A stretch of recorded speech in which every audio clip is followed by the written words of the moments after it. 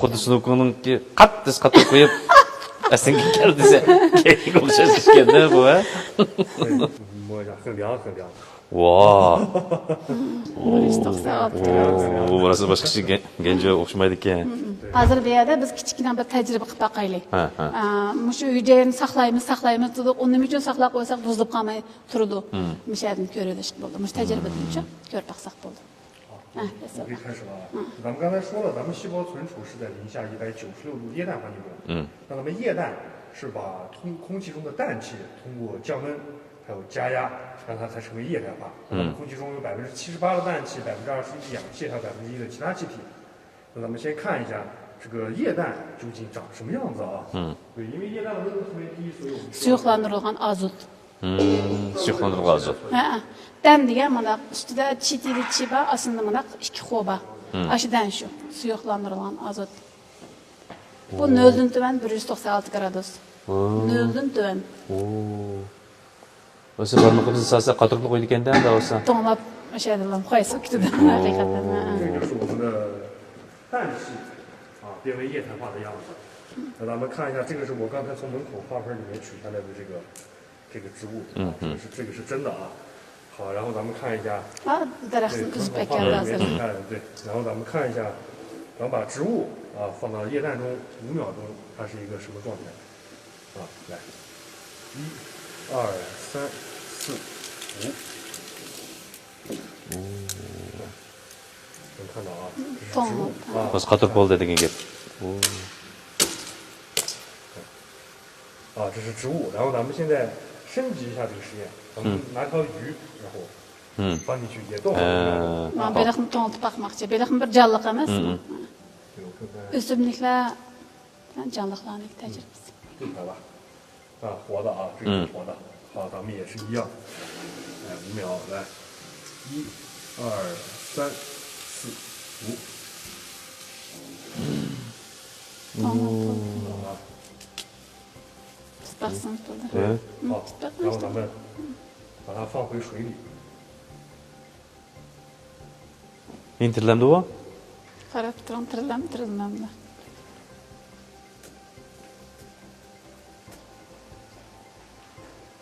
Oo. 看到了吗？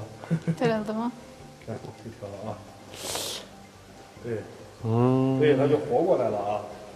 对，那咱们。 Endi Bu xuddi Snooker'ninki qattiq qo'yib aslında keldi desa keyin o'xshash ishganda bu ha. asta to'ng'itdi odamning hujayasini. Men beliqsak egilib bilan oyog'ini tiqib qo'ymaymiz.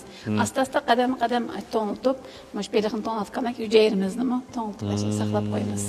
10 yildan keyin, 20 yildan keyin yana asli kaygi bo'ldi demakchi. Mushuni tajriba orqali shuni his qilsak. Mana texmadam aniq his qildi ekan. Aniq his qildi ekan. 咱们用完了这个液氮，就只需要这样子，往地上一倒。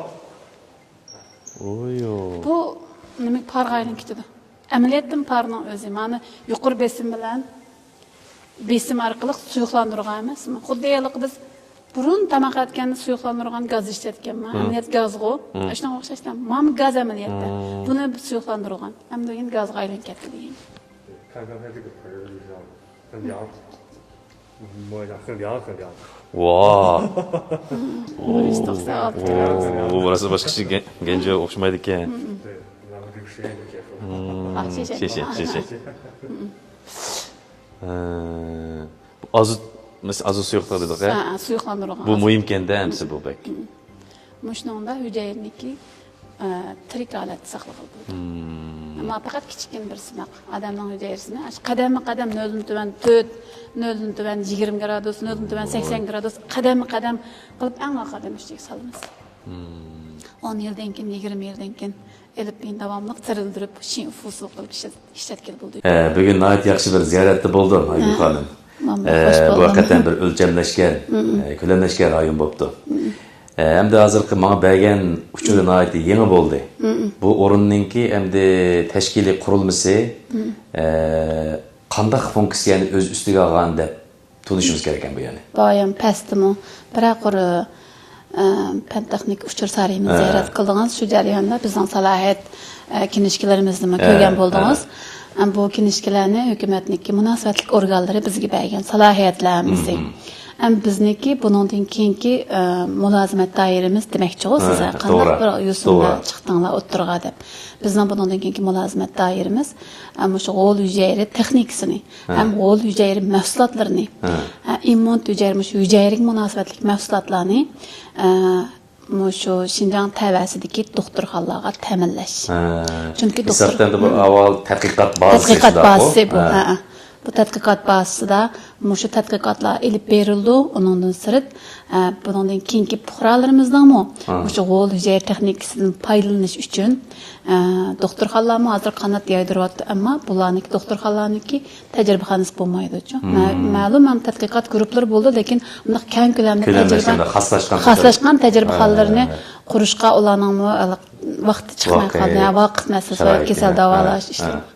Şuna biz şular qarta mülazimet qilgan ham shularga g'o'l hujayra mahsulotlari, texnika, ham tadqiqot o'rinlari bilan ta'minlash. Demak, mush sohadagi bir bo'shliqni to'ldirayotgan cho'ng bir turga nisbatan tayanch bo'layotgan o'rindan bu. To'g'ri. Men shaxsan qiziqdim. Bir yakka shaxs o'zidan bilan. Agar meniki shart sharoitim yor berib, imkoniyatim yor bersa, mishay kelib, mushu mulozimatdan, mushu imkoniyatdan bahramand bo'lish istigim qo'zg'alsa, men yakka shaxs sifatida kelib mulozimatdan bahramand bo'lsam bo'lamda. Bo'ladi. Bo'ladi. Mushu bizning hamda g'o'l hujayradan boshqa, ya'ni immun hujayra texnikasi orqali sog'lomlikni asliga keltirish, undan sirt yana Xagungda deymiz, şu Harbin Sanoat Universitetidagi AI avtomatik sog'lomlikni tekshirish avtomatik mashinamiz bor. Bu uskuna orqali bu uskuna asli davlatniki şu aviatsiya sohasidagi davlatning xodimlariga maxsus salomatligini tekshirishga tadqiq qilib chiqargan. Endi biz fuqarolarni bundan foydalana oladigan bir sharoitlarni biz orqali ro'yobga chiqdi degan. Bu yangi bir salomatlik tekshirish. To'g'ri. Umumyuzlik ko'rsatib alamda. Bütün bedenni 95% holatda to'g'ri diagnoz qo'ya oladi. Bu uskunani o'z vaqtida davlatimizdagi jungiy tibobatdagi eng yuqori o'rindagi mutaxassislar bilan peki qilg'izibdikachu, diagnoz qo'yishda. Ashlar bilan teng o'lchamda chiqibdi o'lchami. Ashlarning saviyasi bilan o'xshash chiqqan. Demak biz musha kelibmi davlatimizdagi eng danglik jungiy tibobat mutaxassislari kasal ko'ringandek shunchaq natijaga o'xshash chiqqan holatda o'zimizning salomatligini tekshirib olamiz degan gap. O'zimiz diagnoz qo'yamiz. Asosan shu yangi ilg'or texnikalar mujassamlangan bir o'rin desak bo'ladi. Endi hozir bizniki rayon nisbatan abiyami deb o'tdim, haqiqatan bir yangi ufqum, yangi tushunchgan bu. Balkim bu uchurlar tarqalgandan keyin jamiyatda xil kuchli qiziqish qo'zg'ishi mumkin. To'g'ri. Bizniki maqsadimiz shuchu. Ammo hozir bizning mush organ orqali mush yuqori fan texnikalik sog'lomlikni asliga keltirish fursatiga bizning fuqarolarimiz erishalaydi. Demak, shu imkoniyati bo'lgan shaxslar kelib bu yerdan bahramand bo'la oladi. Endi bizning yana mulozimat turlarimizdan bayam deb o'tgandek, eng oldi bilan g'o'l hujayra bilan immun hujayramizni saqlab qo'yish. Maxsus saqlash iskalatorimiz bor. Birinchi qavat abay qo'ydik-ku. 196 graduslik suyuqlantirilgan azotda yuqori texnika orqali buni necha darajada temperaturini tangshab turib asta-asta qadam-qadam shu temperaturaga silib, bizning badanimizdagi immun hujayra yoki g'o'l hujayrasini ashada saqlash lozimdi. Bunu saqlashning ahamiyatini bayonlab o'tdik-ku. Saqlashning ahamiyati bak muhim. Buning saqlashning ahamiyati keyin bizning ehtiyojimiz tushib, ma'lum badanimizdagi ma'lum a'zolarimizdan masal ko'rilsa, a'zolarimizni bevosita almashtirishga bo'ladi. A'zolarni yetishtirishga bo'ladi. Bu ham kelgusidagi taraqqiyot. Necha uzun muddat saqlab bo'ldi? 5 yil, 10 yil, 20 yil, 30 yilgacha saqlab bo'ladi. Demak, mush muddat ichida agar badanimizda shu masal ko'rilsa, qaysi o'rinda bizga shuni qarta g'o'l hujayrini kirgizish orqali unumga ega qiladi. Yana birsi yashatish qurilishiga ishlatamiz. Men yashtirsam bo'ladi, qayrib ketmay to'sam bo'ladi. Mush altimni bir 20-30 yilgacha mushtaq to'sam bo'ladi deganlarga shu o'zining badanidagi g'o'l hujayra orqali uni ko'paytirib tajribaxonada qaytadan badan kirgizish orqali a'zolarimizning yosh turishini amalga oshirib bo'ladi. Masalan, hozir ham g'o'l hujayrini saqlab qo'ydingmi? Hem demek ki ihtiyacı okşaş emas hazır degeninizdek meyli güzelleştiriş için bolsun, yoki kasallikni tizginlash için bolsun. Şu vaqtda iltimos bo'lgandan keyin shuni qarta yetishtirish qilgan. Yetishtirib ko'paytib kirgizamiz. Qancha vaqtda bo'ladi masalan ishlar iltimos bo'lib qolganda?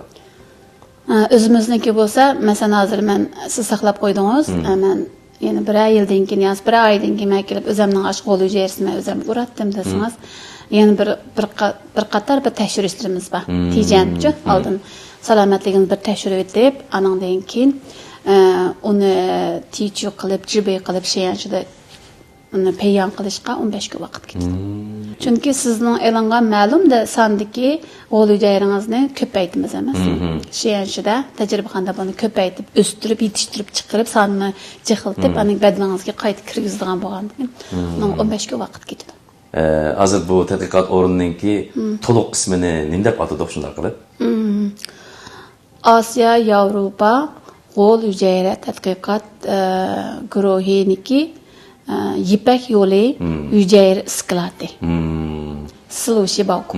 Silo deganimiz, Yipak yo'li deganimiz, bundan keyin taraqqiyot yo'nalishimizni O'rta Osiyodagi 5 davlatga biz orqali Jungoniki g'ol hujayra tadqiqoti bizning mushu shirkat orqali, mushu hujayra isklatimiz orqali O'rta Osiyodagi 5 davlatga taqaydi. Bu haqiqatan ham shu medisinadaki bir davalashga nəhayət zor bir bösüş desek mi buldu ki?